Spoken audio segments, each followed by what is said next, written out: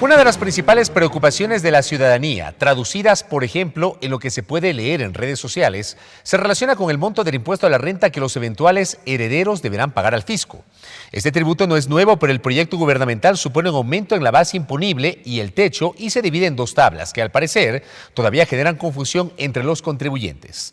De inmediato proveeremos una explicación técnica sobre cómo se recaudará este tributo.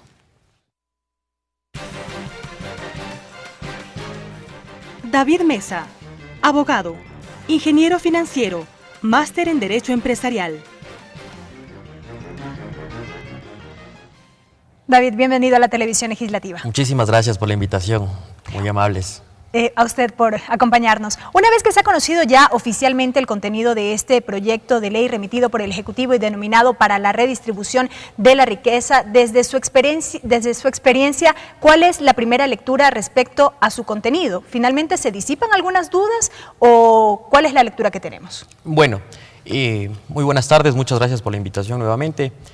Yo creo que sí es necesario comunicar a la ciudadanía que no se podía basar todo el tema, como usted mencionó bien, en el tema de redes sociales, la preocupación que existe en la ciudadanía, porque se acusa que era una ley confiscatoria, una ley que atentaba contra derechos patrimoniales.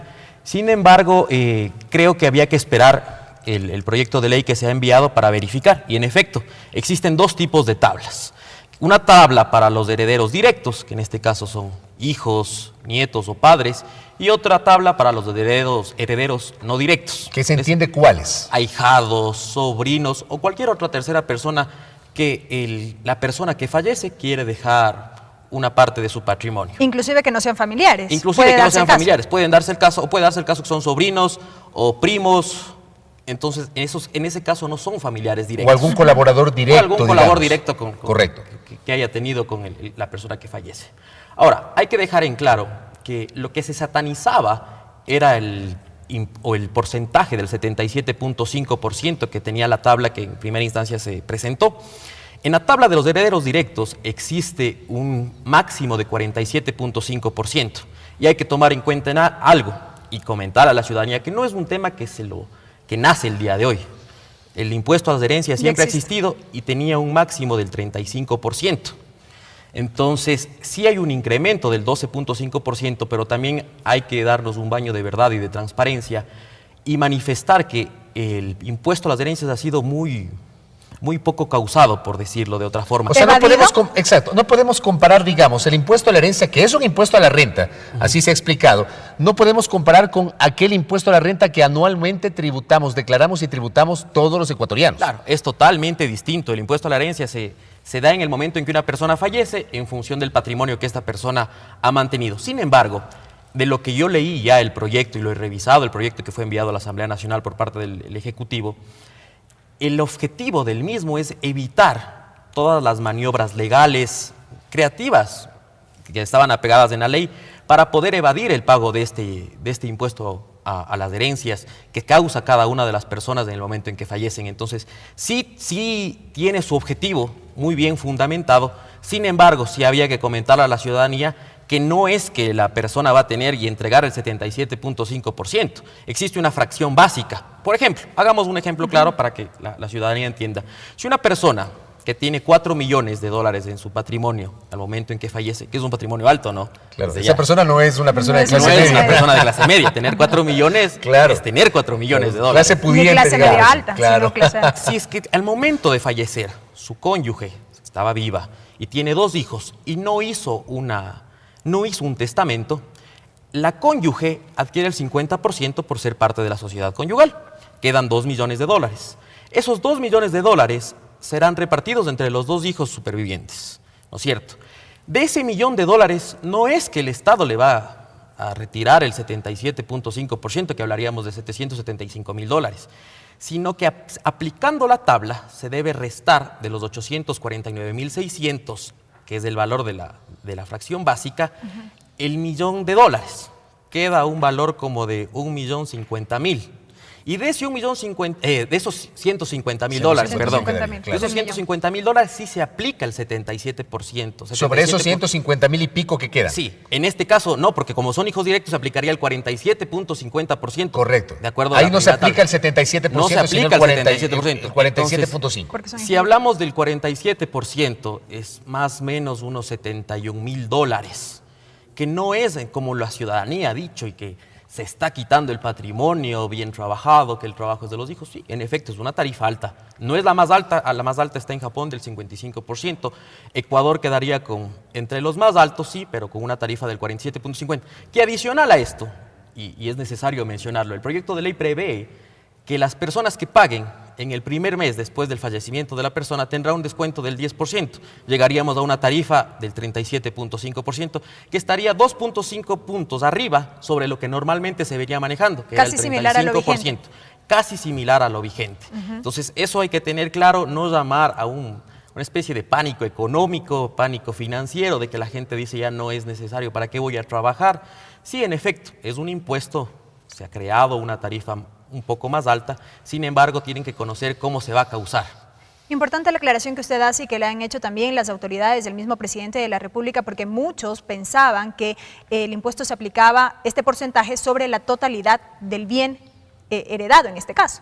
Claro, cosa que no es así. En efecto, no es así. Existe la tabla, la fracción básica, se tiene que descontar la fracción básica. En el caso de la más alta son 849.600 dólares y de eso se descontaría en el ejemplo que yo puse el millón de dólares. El excedente. Y de ese excedente se tiene que calcular en base a la tabla que en este caso, en el ejemplo, sería el 47.50%.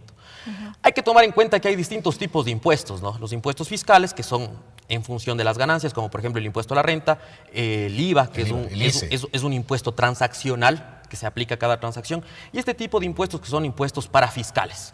Impuestos parafiscales con el objetivo de distribuir de mejor forma la riqueza, no que cogen de tu bolsillo y se va a otra persona, sino de que ese dinero va a servir para generar temas de educación, infraestructura educativa, infraestructura de salud, tener para el gasto. Entonces, ese es el objetivo del proyecto como tal y también de lo que yo leí en el proyecto, que el 5 de junio fue remitido acá a la Asamblea, también es el evitar que las personas abusen del derecho. Abusar del derecho entendiéndose de crear figuras muy creativas, mediante fideicomisos, mediante constitución de sociedades sin fines de lucro. Que son figuras legales, pero sirven para eludir el pago. Sin embargo, se ha venido mal utilizando porque han servido para eludir. No es una regla general, no es que todos los ecuatorianos hemos utilizado esto o que todos los empresarios, pero sí había que controlar. Es como el tema de la tercerización y el tema de la intermediación laboral, que mucho se lo satanizó. Desde mi punto de vista, se les debía regular porque las personas están acostumbradas a abusar del derecho cuando se deja el vacío legal. David, me queda un minuto solamente para una explicación de la otra tabla. ¿Por qué razón? Ayer, digamos, los domingos de fútbol, cuando uno se encuentra con los amigos, un amigo viene y me cuenta que la hermana casi con lágrimas en los ojos dice, siendo de ellos de clase media, que la hermana le ha contado a mi amigo que está preocupada porque le va a tener que entregar el 77.5% de su legado patrimonial, de lo que le va a dejar a los hijos, cuando se aplique ya el impuesto a la herencia.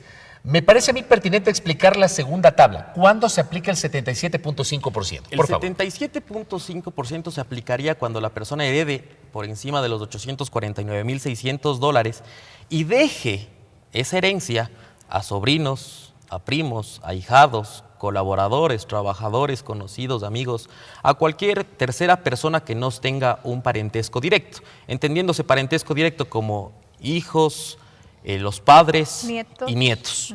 Ninguno más entraría dentro de la línea directa de sucesión. En el otro caso sí, ya son una línea de sucesión no directa. Y en el caso del 77.5% hay incluso la posibilidad que si se trata, digamos, de compañías, de empresas, si no pagan el impuesto, pueden abrir la posibilidad para que se entreguen acciones a los trabajadores. Claro, sí, es una de las deducciones que constan en la ley, es de que se puede deducir en el momento en que ese valor de la herencia lo entregan a los trabajadores. ¿Y esa alternativa tiene precedentes en la historia tributaria del país, al menos en la historia reciente de los tributos? No, es una alternativa nueva que sí podría ayudar a beneficiar a los trabajadores y que tengan acceso también a las utilidades de la compañía. También en la última reforma laboral también se incluyó eso. Adicionalmente, y para terminar, es necesario recalcar, y también lo escuché en un domingo de fútbol, en una conversación de amigos, que las empresas las iban a valorar, era lo que se presumía, ¿no? Que iban a valorar las empresas en función de los distintos métodos de valoración que existen, por ejemplo, por flujo de efectivo.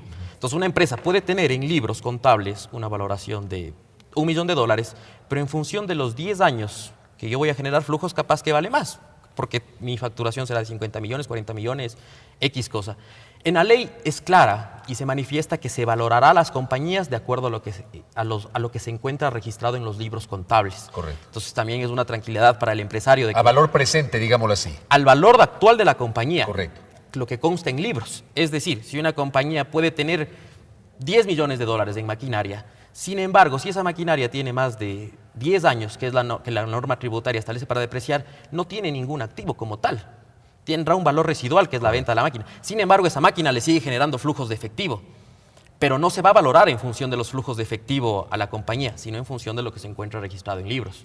Entonces, es una tranquilidad para el empresario que se valore de esa forma, dado que no se puede prestar para interpretaciones subjetivas en función de los flujos. Y de eso no se ha hablado mucho. Le vamos a comprometer para que en el futuro nos siga acompañando, David, con esta explicación respecto de los temas tributarios. Gracias por la gentileza. Gracias. David Mesa, experto tributario, nos ha acompañado justamente, él pertenece a Tax Bureau, y nos ha explicado en detalle su visión una vez revisado el proyecto de reforma tributaria, denominado Ley para la Redistribución de la Riqueza, que básicamente implica una modificación del sistema del impuesto a la renta para herencias, legados y donaciones, que desde el pasado viernes se encuentra acá en la Asamblea Legislativa. Se ha anunciado además que este martes, en horas de la mañana, el Consejo de Administración Legislativa CAL se reunirá para calificarlo y asignarlo a la Comisión Legislativa de Régimen Económico y Tributario.